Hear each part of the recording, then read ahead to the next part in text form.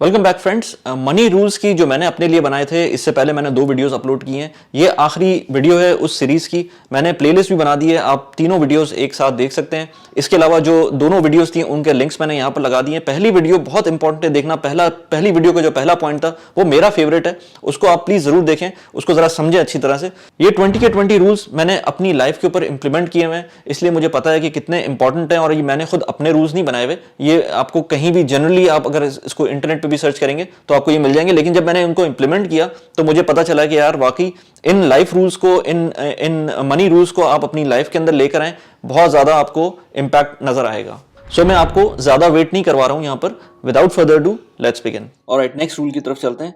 Next rule है keep learning and apply 1% rule. Learning आपकी कभी भी बंद नहीं होनी चाहिए, लर्निंग हर वक्त होनी चाहिए। किसी भी आप डोमेन के अंदर हो, किसी भी जॉब के अंदर हो, किसी भी एस्पेक्ट के अंदर हो लाइफ के अंदर, लर्निंग कभी बंद नहीं होनी चाहिए। और हर लम्हे आपको ये सोचना चाहिए कि आप 1% इम्प्रूव करें, हर रोज 1% इम्प्रूव करें। आपको मैं एक इंटरेस्टिंग स्टेटिस्टिक्स बताता हूँ। आप अगर 1% बेटर होंगे एवरी सिंगल डे किसी भी काम के अंदर, आप पूरे साल के अंदर 37 टाइम्स उसमें इम्प्रूव कर चुके होंगे। आप इसकी एग्जांपल इस तरह से ले लें कि अगर आप एक्सेल के अंदर हर रोज़ कोशिश करते हैं कि आप कोई ना कोई काम ऐसा करते हैं जो आपकी पिछले चीज़ों से के ऑन टॉप हो जाए, आप उसके अंदर कोई हर रोज़ कोई ना कोई नया फॉर्मूला, नया कोई फंक्शन डिस्कवर करते हैं और उसको इम्प्लीमेंट करते हैं, तो आप अगर ये काम पूरे साल करते रहेंगे तो आप जिस लेट से साल के स्टार्ट में जो शुरू किया था और साल के एंड में जो ख़त्म किया है आपने, जो आपकी जो जर्नी थी लेट से MS एक्सेल की, उसके अंदर आप 37 टाइम्स इम्प्रूव कर जाएंगे अपने ही बेंचमार्क से।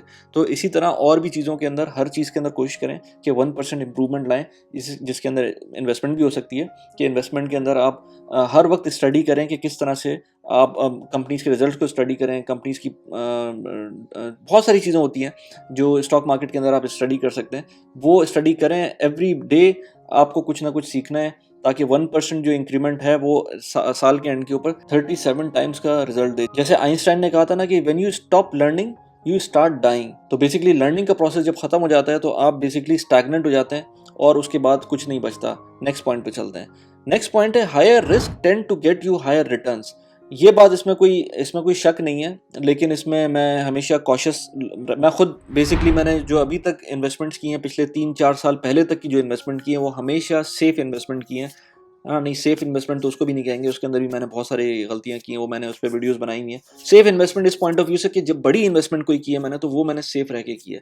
ये कोई 3-4 सालों से मैंने देखा है कि मैं अब थोड़ा सा रिस्क अवर्स हो रहा हूँ, क्योंकि मुझे पता है कि मैं काफ़ी ज़्यादा मैंने सेफ इन्वेस्टमेंट्स कर ली हैं, मेरे पास एक कॉन्स्टेंट स्ट्रीम ऑफ इनकम आ रही है, तो अब मैं रिस्क की तरफ भी जा सकता हूँ। तो जितना हाई रिस्क लेंगे उतना हाई रिटर्न भी मिल सकता है। अनफॉर्चुनेटली मैं इसके अंदर एग्जाम्पल देता हूँ क्रिप्टो की, कि इसके अंदर कितना हाई रिस्क हो सकता है लेकिन उतना ही अच्छा रिवॉर्ड हो सकता है। जबकि मैं कहता हूँ, मैंने क्रिप्टो पे वीडियोस बनाई हुई हैं, मैं इसको एंडोर्स नहीं करता फॉर एमिनेंट रीजंस के बेसिकली अभी किसी गवर्नमेंट ने उसको एक्सेप्ट नहीं किया हुआ, और जब गवर्नमेंट एक्सेप्ट नहीं करेगी तो वो बेसिकली इलीगल है वो चीज़। जब इलीगल है तो उसको अभी फ़िलहाल हम आउट ऑफ क्वेश्चन रखते हैं। लेकिन अगेन, जब ज़्यादा रिस्क होता है उसी में ज़्यादा रिटर्न होता है। आप भले जो नई नई कंपनी आई है उसके अंदर इन्वेस्ट करेंगे तो आप उसके, जब वो उसका जो स्टॉक्स के रिटर्न होंगे वो आपको प्रॉब्ली अच्छे मिलेंगे, या नहीं मिलेंगे तो वो आपके पैसे डूब भी सकते हैं। इसी तरह से कोई नई हाउसिंग स्कीम, आपको इसकी एग्जांपल इस तरह से लें कि जो मैच्योर हाउसिंग स्कीम्स होती हैं, लेट से पाकिस्तान की बात कर लें, तो किसी भी जगह पर अगर आप जाते हैं तो मैच्योर हाउसिंग स्कीम्स होती हैं जो कि इस्टेब्लिश्ड हैं। वहाँ पर आप कोई प्रॉपर्टी लेते हैं और कंपेयर करें आप किसी ऐसी जगह पर जो नई लोकेशन आती है और वहाँ पर प्रॉपर्टी लेते हैं, तो जो चांसेस हैं पैसे बढ़ने के, जिस टाइम पे पैसे बढ़ेंगे, वो जो मैच्योर मार्केट है उसके पैसे नहीं बढ़ेंगे।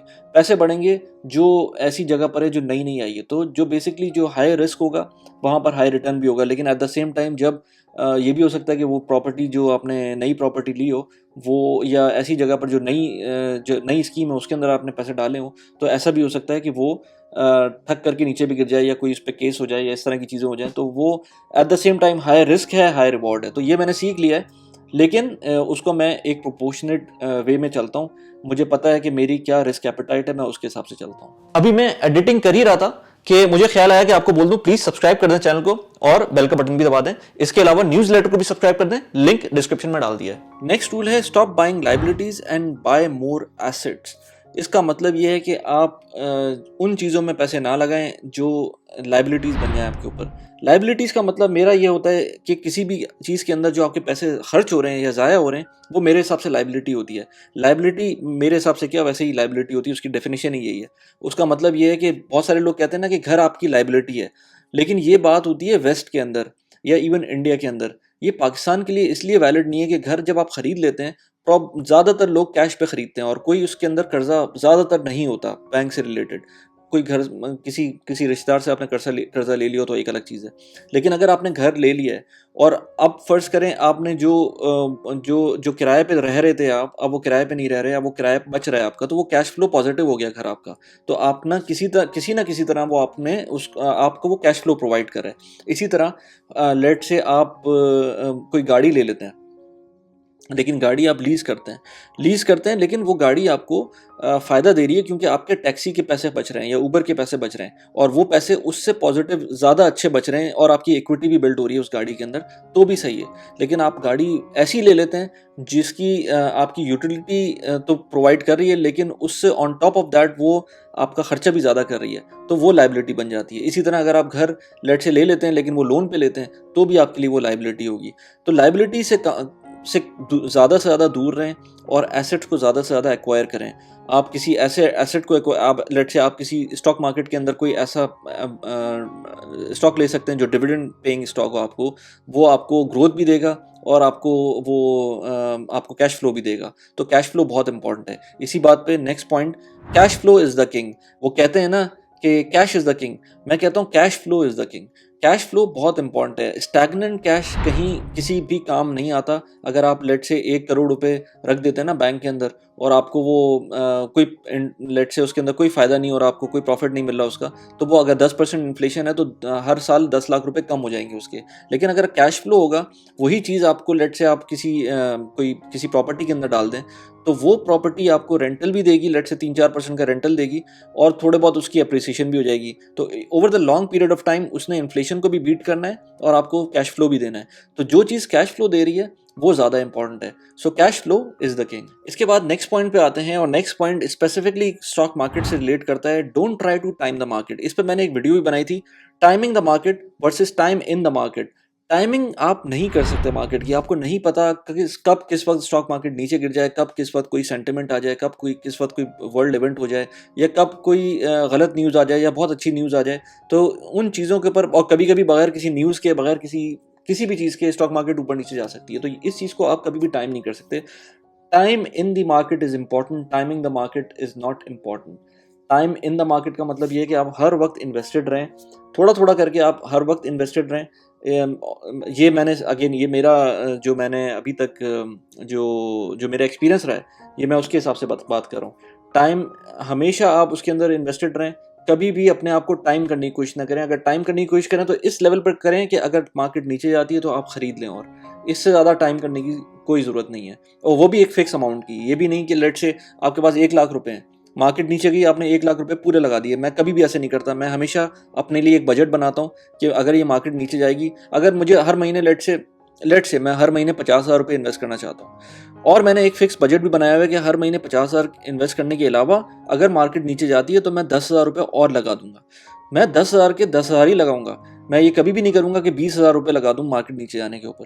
तो ये आपको भी करना है कि आप कभी भी, और ये नॉर्मल लोगों की बात कर रहा हूँ, जिन लोगों को जाहिर सी बात है जो प्रोफेशनल्स हैं, मैं उनकी बात नहीं कर रहा हूँ। वो शायद अपने हिसाब से कुछ करते हो। मैं एक रेगुलर इन्वेस्टर हूँ जिसने आज से 2 साल पहले स्टॉक मार्केट में इन्वेस्टमेंट स्टार्ट की है। मुझसे लोग पूछते हैं कि स्टॉक का बता दें कि कौन सा स्टॉक लेना है, कौन सा नहीं। मैं आपको बताऊं, मैंने एक वीडियो बनाई हुई है इस पे कि मेरे पास क्या पोर्टफोलियो है, लेकिन मैं उस वीडियो को बनाने के बाद मैं थोड़ा सा सोच रहा था। हालांकि मैं उस वक्त भी अप्रीहेंशन शो की थी मैंने उस वीडियो के अंदर, लेकिन मैं अभी भी आपको बताऊं, मैं कभी भी ईजी नहीं होता अपनी स्टॉक पोर्टफोलियो शेयर करने में। उसका रीज़न मैंने उस वीडियो में भी बताया था कि उसकी वजह से हो सकता है किसी को इंस्टिगेट हो जाए और कोई बंदा वो स्टॉक्स ले ले जो कि मैंने किसी वजह से ली हो, और वो बंदा किसी और वजह से ले ले। प्लस ये कि मैं फिर उसको बाद में डिफेंड करने लग जाऊँ। मैं कभी भी नहीं चाहता कि मैं किसी गलत चीज़ को डिफेंड करूँगा, मैं नहीं करूँगा। अगर कोई मसला था उन स्टॉक उस पोर्टफोलियो के अंदर तो उसका मुझे नहीं पता। वैसे मैंने उस वीडियो का लिंक लगा दिया, आप देख सकते हैं जाकर। तो time in the market is important.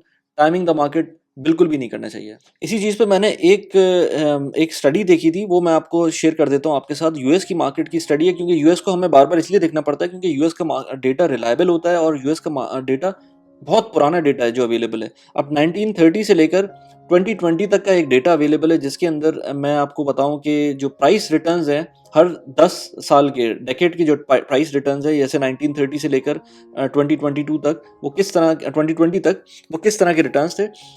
-42%, 35%, 257%, 54%, 17%, 227%, 316%, -24% 2000 के अंदर, देन 190% 2010 के अंदर और 2020 के अंदर 18%।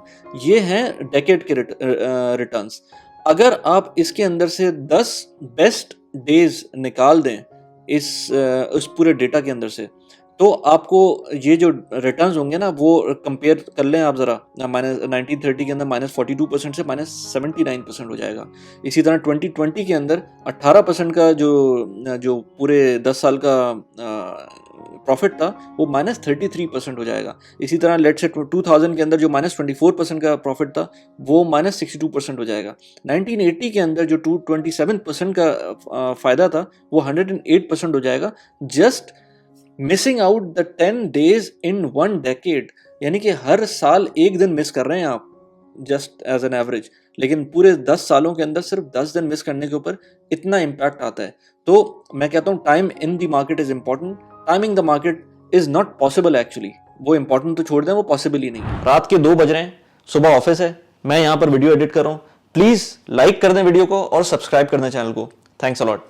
नेक्स्ट पॉइंट पे आते हैं। नेक्स्ट पॉइंट है how much money you keep is more important than how much money you make. अब ये बहुत इंपॉर्टेंट है। अब फर्ज करें एक बंदा 1 लाख रुपए बना रहा है और उसका एक और दोस्त 2 लाख रुपए सैलरी कमा रहा है। अब आप ये देखें कि जो 1 लाख रुपए वाला है वो 50,000 रुपए किसी तरह भी सेव कर रहा है, लेकिन जो 2 लाख रुपए वाला है वो कुछ भी सेव नहीं कर पा रहा है। तो इसमें किसका फायदा है? जाहिर सी बात है, जो 50,000 रुपए सेव कर रहा है उसका फायदा भी है, वो कंपाउंडिंग भी करेगा, वो अपनी इन्वेस्टमेंट भी कर सकता है, वो सेविंग भी कर सकता है, वो सारी चीज़ें कर सकता है। ऑल्दो कि 2 लाख रुपए वाले को पैसे डबल मिल रहे हैं, लेकिन वो कुछ नहीं कर पा रहा फॉर एनी रीज़न। चाहे उसकी लाइबिलिटी ज़्यादा हो, चाहे वो उसने लाइफस्टाइल इन्फ्लेशन कर ली हो, अपने जो पैसे मिल रहे थे वो उसकी फैमिली बड़ी हो, वो whatever the reasons are. लेकिन फ़ायदा किसका है? फ़ायदा उसका है जो पैसे रिटेन कर रहा है अपने पास, जो वेल्थ रिटेन कर रहा है, जो एटलीस्ट जो भी पैसे मिल रहे हैं, जो इनकम हो रही है उससे कुछ ना कुछ और कर रहा है, बजाय इसके कि सारे पैसे वो खर्च कर दे। लास्ट पॉइंट ये है कि success for investors come through patience and not from the IQ।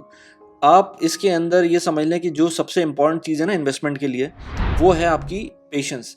Patience होना चाहिए, आराम आराम से काम करें, कोई जल्दी भाग दौड़ नहीं लगी हुई है।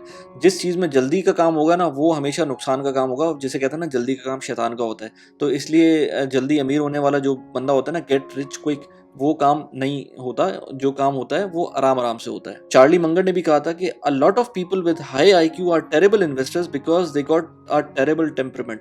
इन्वेस्टमेंट के लिए आपका IQ नहीं चाहिए, IQ बहुत ज़बरदस्त किस्म का नहीं होना चाहिए। जिस तरह होता है ना कि बहुत सारे जो हाई IQ वाले स्टूडेंट्स होते हैं वो बहुत ज़्यादा परफॉर्म नहीं कर पाते जब रियल लाइफ के अंदर, प्रैक्टिकल लाइफ के अंदर जाते हैं। लेकिन एट द सेम टाइम जो लोग लो IQ वाले होते हैं, या लेट से जो लोग पेशेंस जिनके अंदर होता है, या जो परसिस्टेंट होते हैं, वो कामयाब होते हैं प्रैक्टिकल लाइफ के अंदर।